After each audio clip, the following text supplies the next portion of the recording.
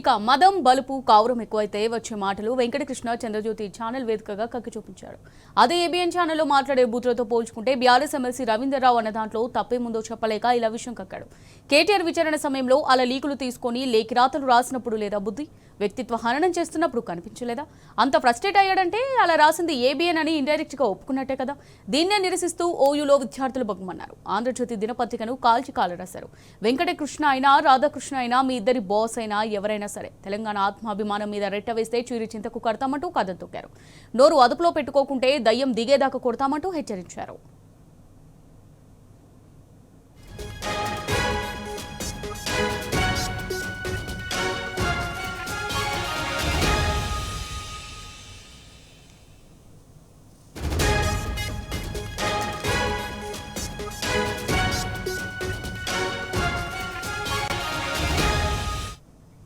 దీనికి సంబంధించి మరిన్ని డీటెయిల్స్ మరి రిపోర్టర్ కిరణ్ అందిస్తారు. కిరణ్, అమూల్య, ఏదైతే నిన్న ఒక డిబేట్ లో ఏబిఎన్ ఛానల్లో కూర్చున్నటువంటి తక్కెలపల్లి రవీందర్రావు ఎమ్మెల్సీ పట్ల ఎవరైతే అందులో ఉన్నటువంటి యాంకర్ ఉన్నారో వెంకటకృష్ణ తనను గెట్అవుట్ ఫ్రమ్ మై డిబేట్ అంటూ కూడా చేసినటువంటి వ్యాఖ్యల పట్ల తానే ఆ డిబేట్ కు పిలిచారు.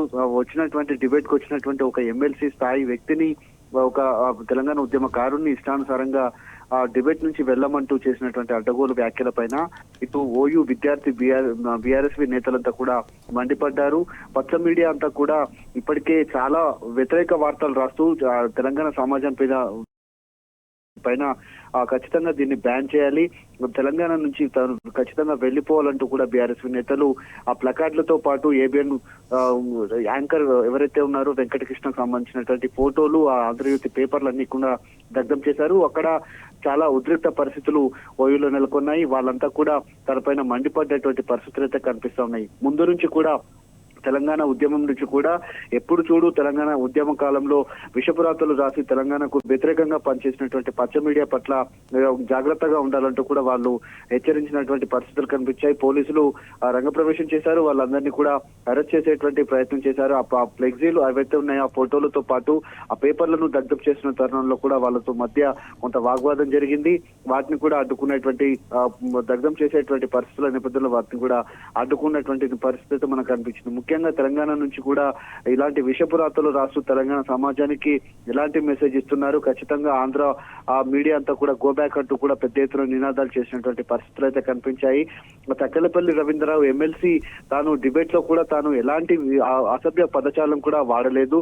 తెలంగాణలో కూడా ఒక ఊత పదం అనేది ఉంటుంది, దాన్ని తాను చెప్పుకుంటూ వచ్చారు. ముందు నుంచి కూడా అడ్డగోలు వార్తలు రాస్తూ అసత్య ప్రచారాలు చేసినటువంటి మీడియా పట్ల జాగ్రత్తగా ఉండాలంటూ కూడా తాను కొంత హెచ్చరించినటువంటి నేపథ్యంలో ఆ వ్యాఖ్యల్ని వెనక్కి తీసుకోవాలని తాను కోరారు. అయితే నేను ఎలాంటి అసభ్యకరమైనటువంటి పదజాలం తాను వాడలేదంటూ కూడా చెప్పారు. అయితే వినకుండా తాను పిలిచి కూర్చోబెట్టుకొని మరి తర్వాత తనను అవమానించే ప్రక్రియలో భాగంగానే తనను డిబేట్ నుంచి వెళ్లిపోవాలంటూ చేసినటువంటి వ్యాఖ్యలు అయితే కనిపించాయి.